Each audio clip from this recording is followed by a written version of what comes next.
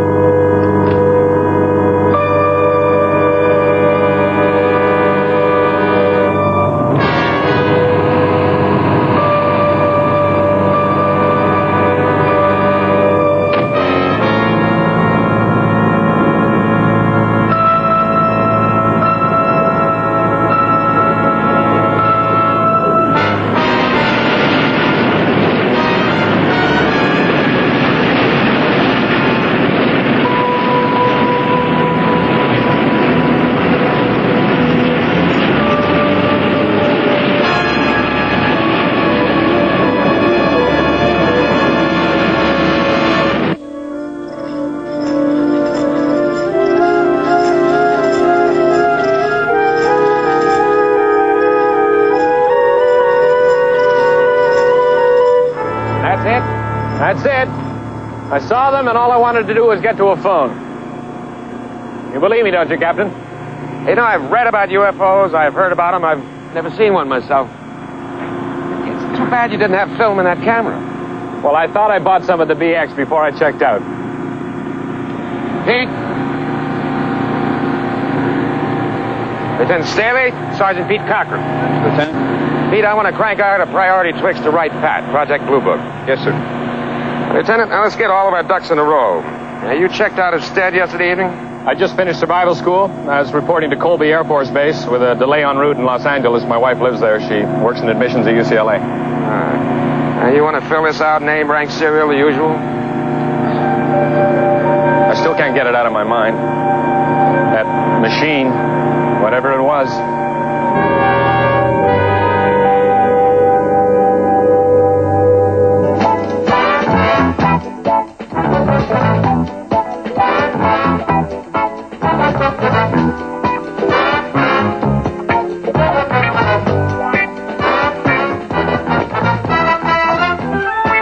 It's 1, 2, 3.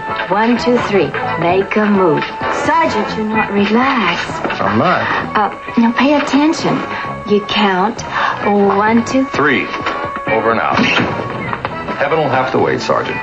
Story of my life, Major. Wendy, this is Major Gatlin. He's my, I work for Harry, Wendy, and we have an emergency on our hands. Oh, Harry, you were just getting on to it. We're hitching a ride to Colby Air Force Base. Leaves right pat in 40 minutes. You've got such natural ability. I've never danced with anyone like you. Right, nice of you, ma'am. Thank you.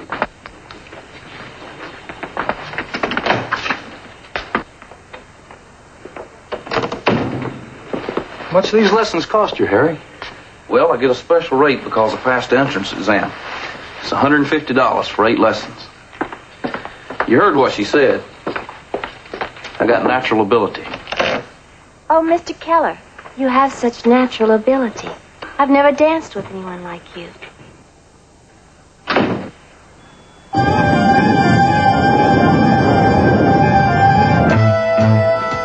Does Lieutenant Staley's 201 tell us anything? Went to Stanford, ROTC program, communications major. Graduated with honors, called to active duty upon graduation. Regular commission? No, reserve. Goes off active duty in July. Jet qualified.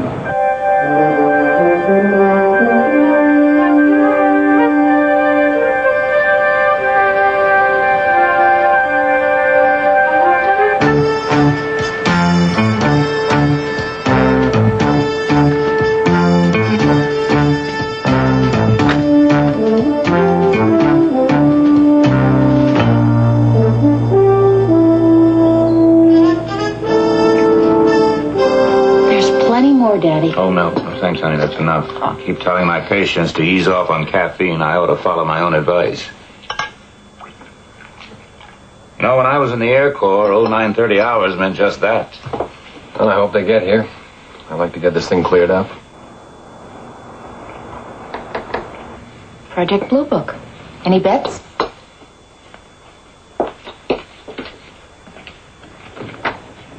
Hello. I'm Major Gatlin. This is Sergeant Fitz, Foreign Technology Division, Project Blue Book. We have an appointment with Lieutenant Paul Staley.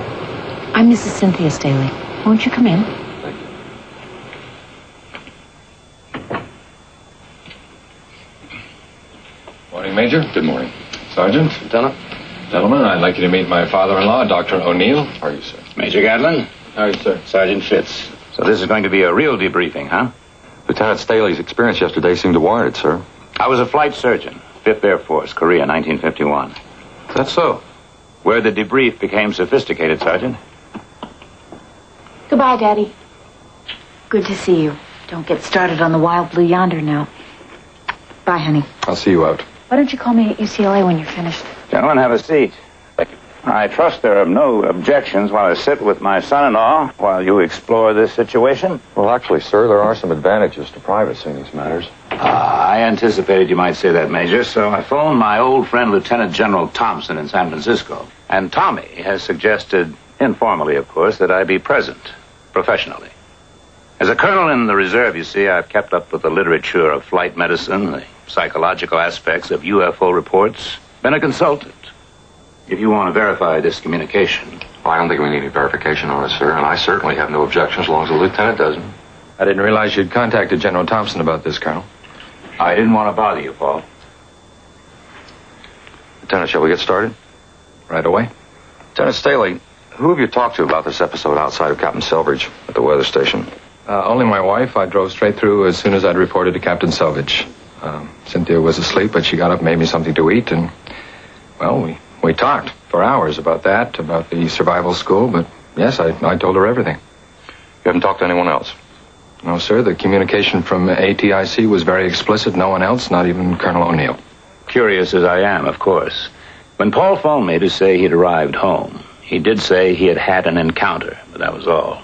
You can appreciate my interest, personally and professionally. Just turn the recorder on. Yes, sir. Recording, sir.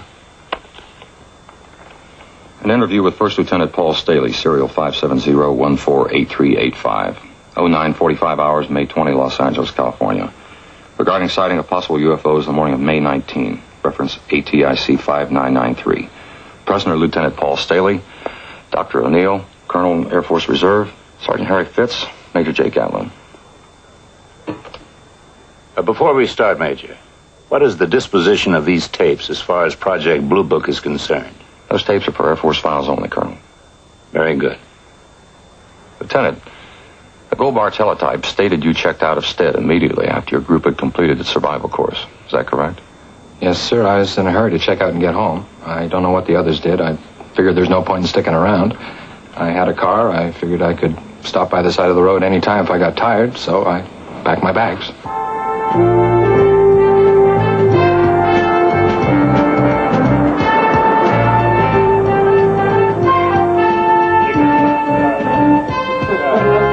Hey, come on, Paul. What's the hurry? Stick around. We're working up to a party here. Looks like you started already. 48 days with you people in the middle of nowhere is ample. I got my traveling orders as of now, and this kid is traveling. Have my flight bag?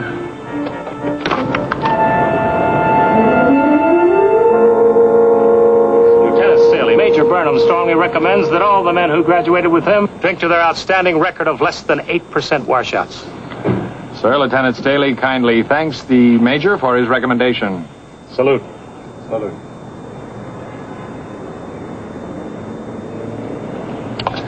See y'all somewhere, you guys. If I can survive this course and this bunch, I can survive anything. Nice guy.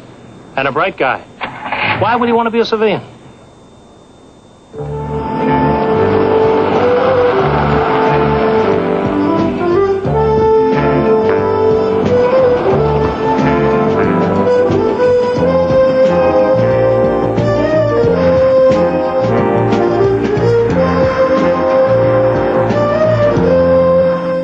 I knew it would be easier driving at night in the desert, so I kept on going.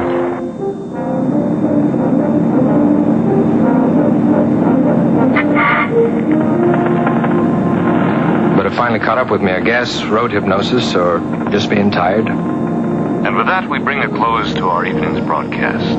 KKAC, signing off at 3 a.m. Mountain Standard Time.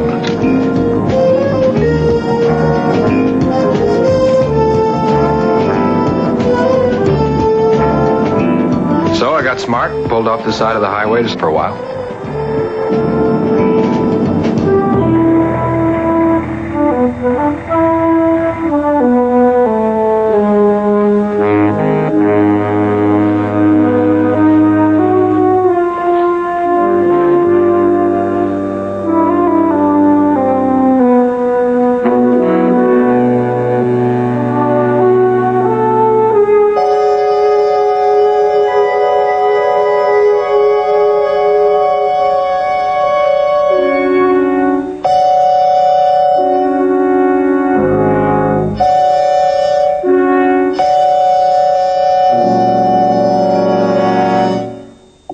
Up about 06:25, I checked my watch.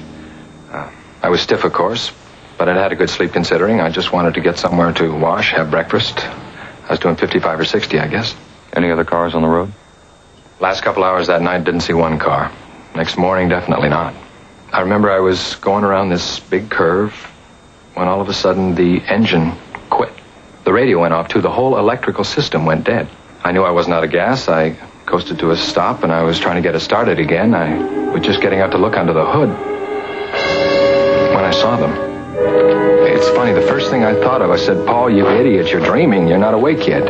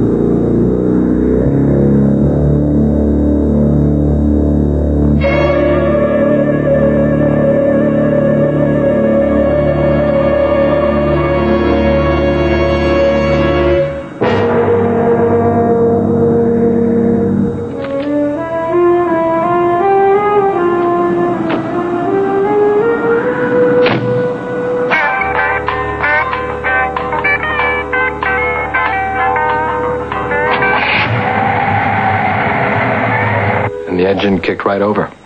It was weird. I don't understand it. Well, you gentlemen know the rest. There's nothing more I can tell you. We'd like you to try and draw or sketch the machines you saw, if you would, sir. Gentlemen, I'm doing surgery in an hour. Major, I appreciate your allowing me to sit in. I assure you I'll keep it completely confidential. Paul, would you walk me to my car? All right, Major? Certainly, sir. Sergeant? Sir, there's coffee in the kitchen. Help yourselves. Thank you very much. Real nice apartment. Sure is. How do you want yours? Black, thanks. Interesting. Mage, take a look at this.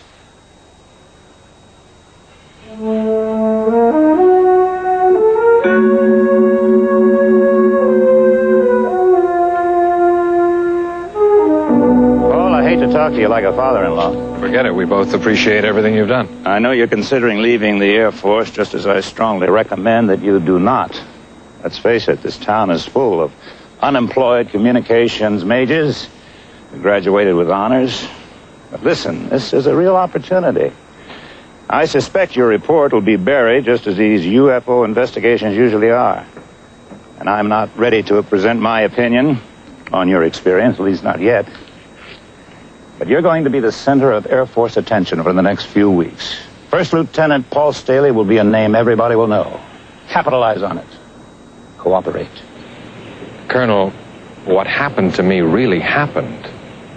And I'm going to tell it like it is.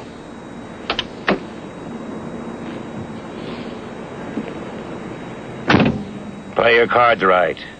Use this. You'd be surprised, Paul, how far it may take you. Who knows, maybe you'll find the Air Force is a full-time career for you after all. I've got a good chance at a job in Denver. Have you accepted yet? No, sir.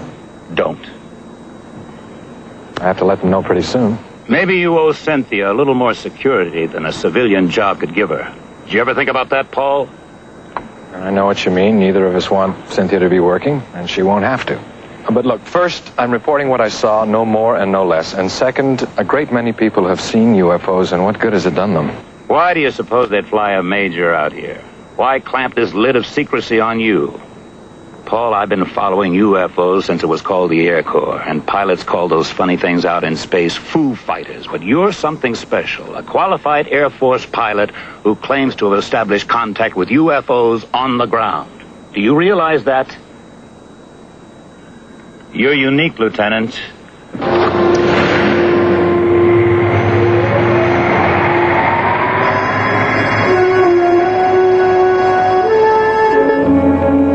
I'm transmitting all the sketches Lieutenant Staley drew for us right now. And the interview tape's being transcribed, and it'll be at Wright-Patterson in the morning. All right, sir, we'll carry through on our end, but why? Oh, I see. No, I haven't, but I'll be talking to his wife later today. All right, sir. Goodbye, sir. That was right, Pat. Base commander out at Colby's convening a hearing board next week. Why? Lieutenant Paul Staley requested it.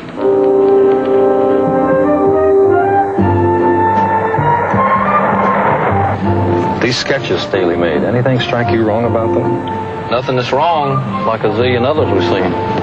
How come the top view? You lost me, Major.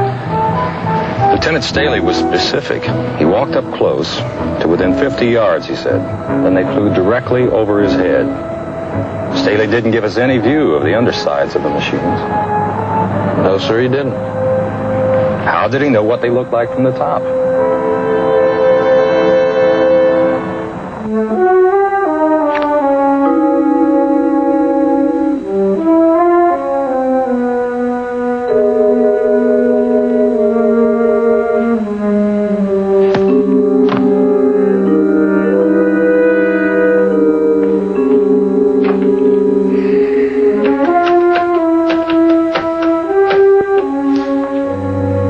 Cynthia Staley, please. Graduate admissions.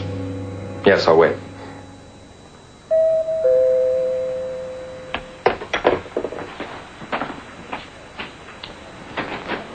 Yes. Lieutenant Paul Staley, please. I'm Lieutenant Staley. Personal and urgent, sir. You sign here, please?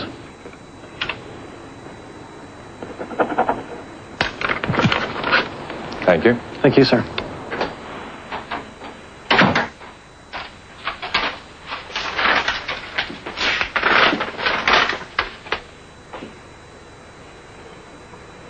Good.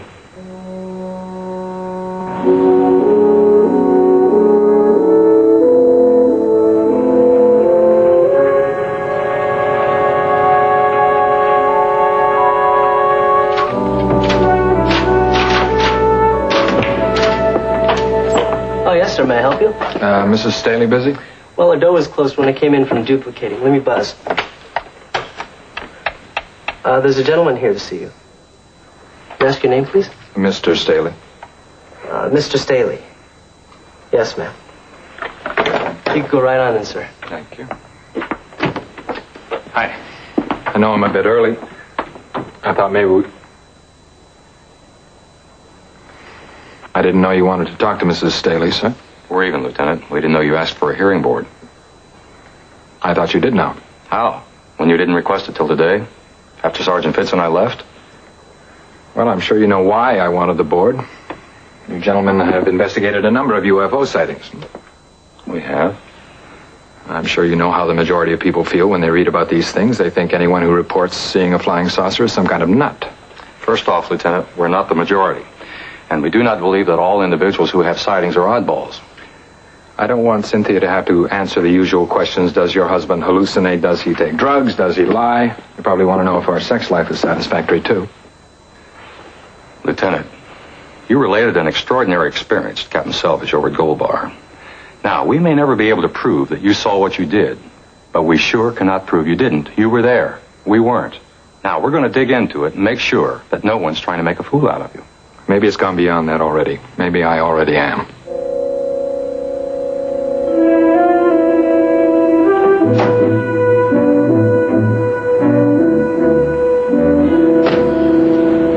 We're early. We'll have to wait at the bar for our table. I could use something tall and cool. We'll be there in time. That hearing board you talked about in my office this afternoon? Mm-hmm. What's that all about? I want the Air Force to understand that I really saw those machines. And the hearing board makes it official? Only that I'll be on the record more officially than I am now. This thing has really gotten to you, hasn't it? You didn't see what I saw, Cynthia.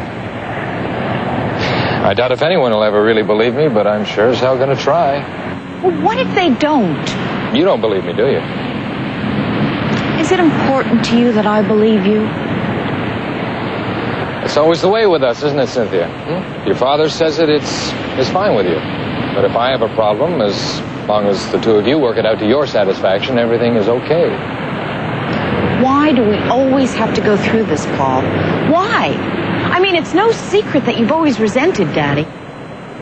That's not true. I have a great deal of respect for him. I just wish he would let us lead our own lives. I think he does. I don't. Okay, what's next? You pack up and move to a hotel again like you did 3 months ago? No, not this time, Cynthia.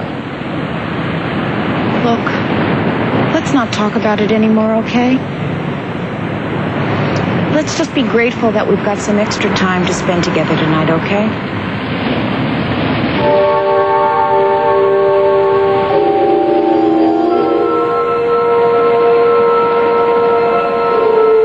I saw those things. Nothing will ever change that.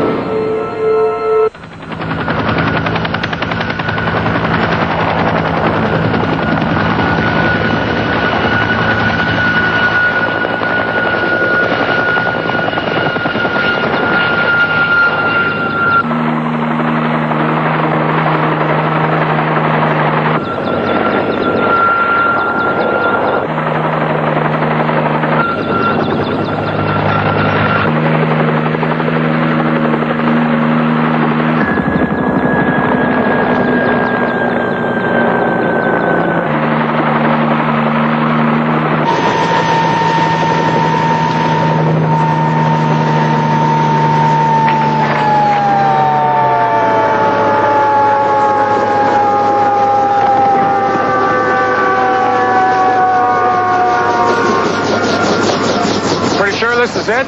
It's very close, yeah. The way the road curves over there and the hills they flew over. I think it may be a few yards further down there, Major. All right.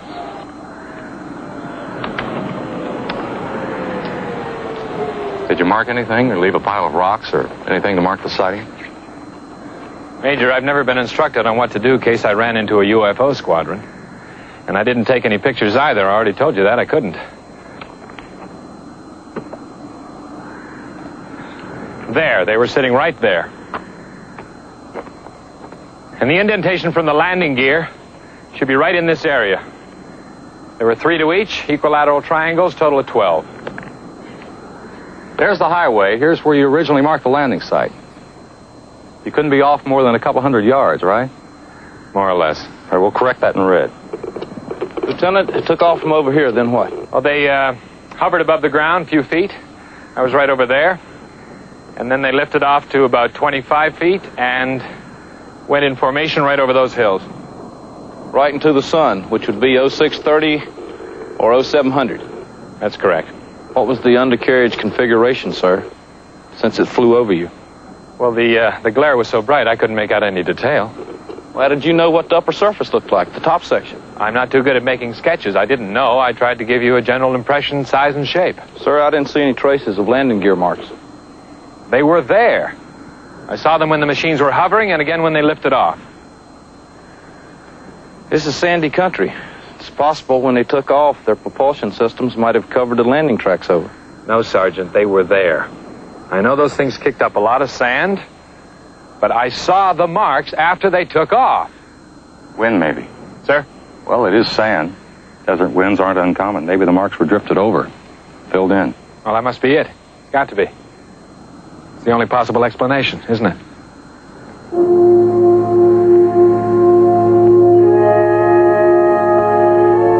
Yeah, I know. No physical evidence. No fuel residue, no piece of hardware, nothing. How am I ever going to prove this? What more can I tell you? He completed the course in excellent physical condition, mentally alert. He's one of the best young officers I've ever trained. His 201 proves that, doesn't it, Major? Particularly the way I graded him. Top 10%. Yes, sir, we noticed that. Would you consider him capable of falsifying an official report? Oh, not on your life. No way. Was he a practical joker? Not for 7 weeks. Not taking this course. Have you been through yet, Major? I come up in November. What I was getting at is, could you accept the proposition that this sighting of his might be a hoax? Well, I don't happen to believe in UFOs myself. But if Paul Staley said he saw some, I believe him. Just one more question, sir. This one's personal. Is this survival course really as tough as we hear, sir? Even in the latrines, Sergeant.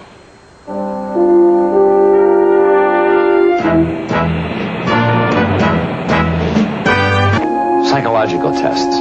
Complete exposure of your background file, which, as you know, is strictly your business in the military complex. Yes, sir, I've considered all that. All right. Here's the list of the people on your hearing board. Any objections? There's possibly one name. Dr. O'Neill. Yes, sir, he's my father-in-law. We know that. Well, do you consider that proper? You tell us. Well, if his presence will in any way affect the outcome of the hearing, no, sir, I don't consider it proper. Well, we've never made use of Dr. O'Neill's expertise here on this base, but his name came up in normal rotation, and he comes to us highly recommended. But I repeat, if you have any objections, we'll replace him. No, sir. If you have none, then I have none. Any other names on the list? No, sir, I don't know anybody else. Fine. The hearing will be convened at 1400 hours on the 27th. Yes, sir.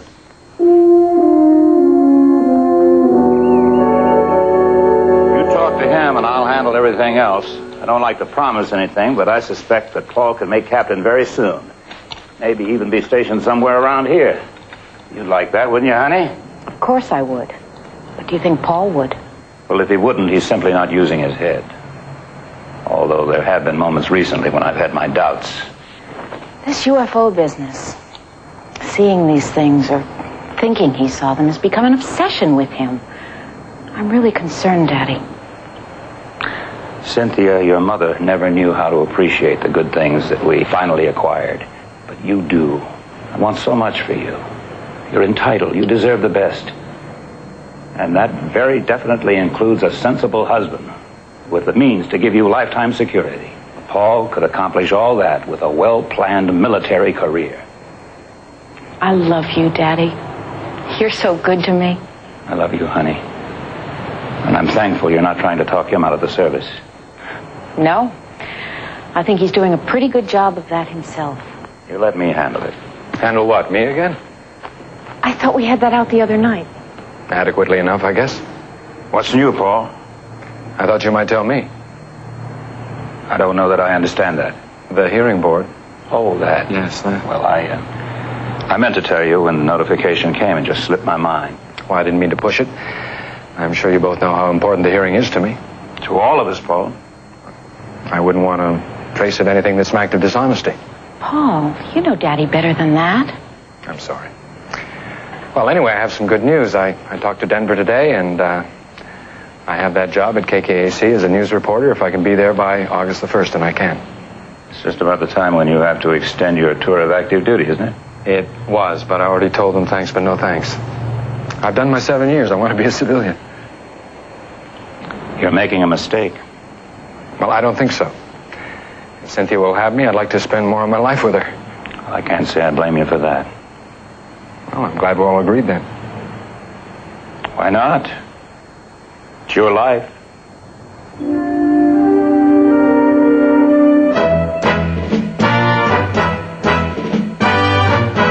I know we've almost concluded this rather lengthy hearing, but I also know we've been here for 4 hours, and I wonder if a short break might not be in order. Colonel, I believe my evaluation is all that remains, and I assure you it'll be brief. In fairness to Lieutenant Staley, who has certainly been subjected to a great deal of personal strain, I feel we should continue. Just for a few minutes. Very well, Dr. O'Neill. The psychological profile developed by Major Evelyn Lake unquestionably presents the lieutenant as an intelligent, reasonable officer. His record is exemplary. He's just completed one of the Air Force's most difficult courses with its known physical and mental demands. I refer to the survival course. In many ways, then, Lieutenant Staley is not the typical individual who has reported sighting UFOs. Just as his encounter on the ground at close range is far from typical. In fact, it is most certainly unique in the many thousands of cases that have been investigated. Let's begin with that survival school course and his completing it on 18 May last. He had to be plagued with complete physical and mental exhaustion, as everyone who completes the course is. Nevertheless, Lieutenant Staley decided to drive straight through, almost 600 miles. Strange decision, at best, in view of his fatigued condition. Perhaps that is precisely what caused his temporary loss of memory. Example, in his interview with Major Gatman, Lieutenant Staley declared he had had no drinks, no intoxicants, no alcohol. Although Major Burnham reported from the base, you'll find this on teletype of 22 May last, that everybody was having a couple of drinks.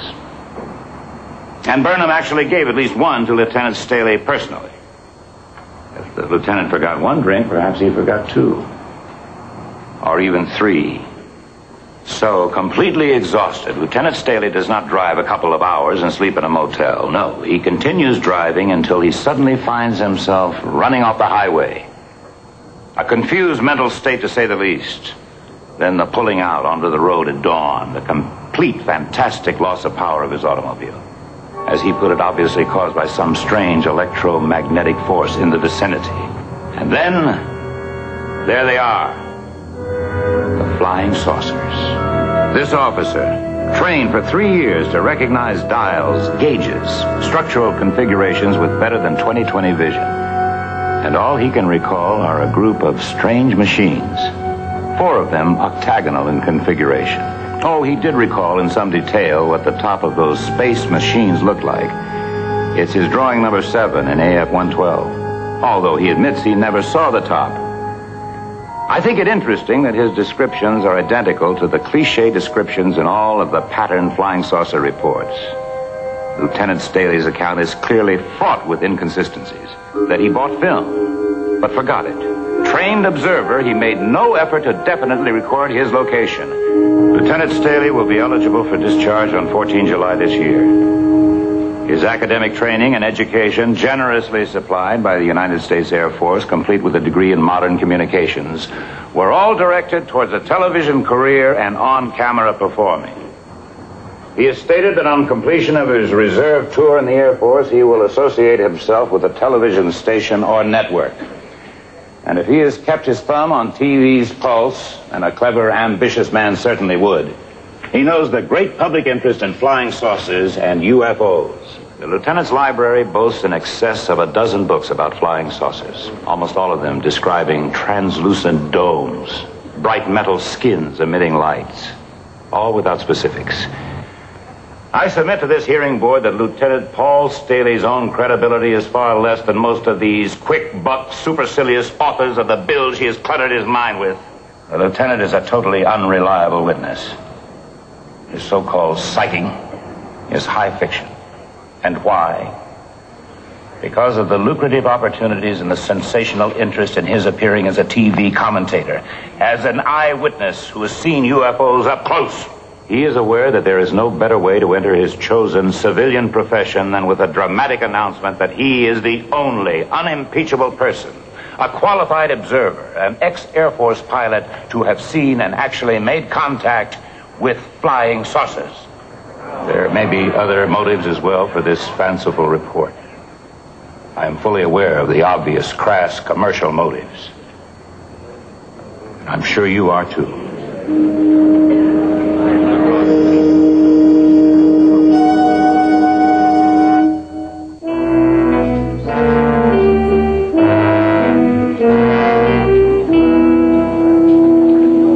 Where you been, sir? Made a couple of phone calls. And I made a couple more. Didn't take them long to reach a determination. What other conclusion could they possibly have reached?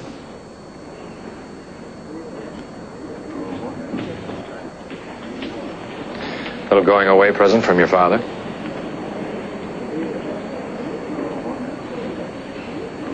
I'm sorry. Are you really? Paul, how am I supposed to take that? How do you want to take that? What's all this business about Daddy? He couldn't have had anything to do with the outcome. Well, you ask him to tell you about it some rainy night. He's very good at war stories. I've had about enough of them, but you were raised on them. Paul, I wish you'd stop talking in circles.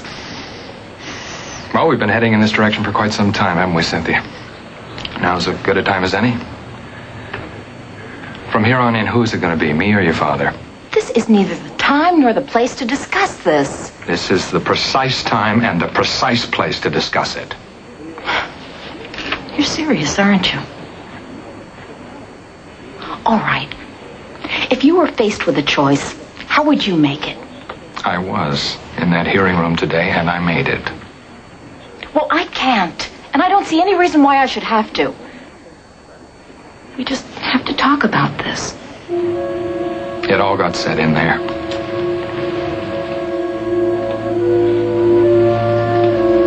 Goodbye, Cynthia.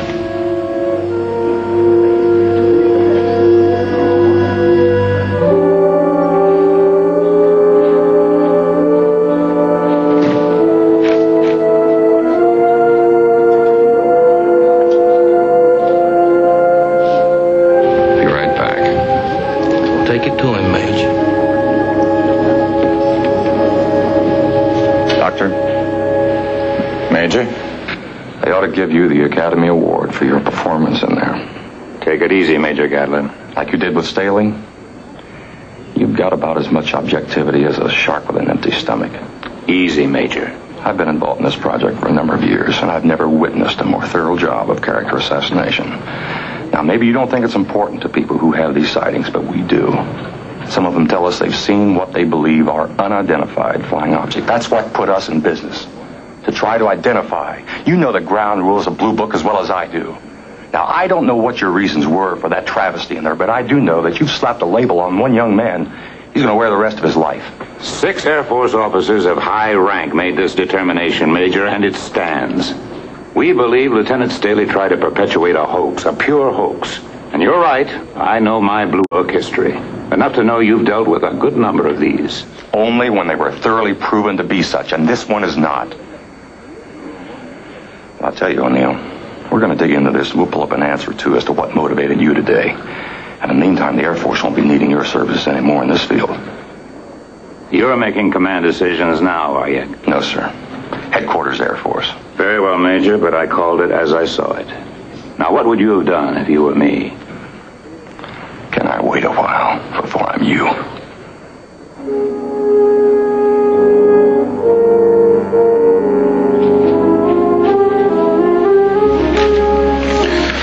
Well, sir, how do we put it down?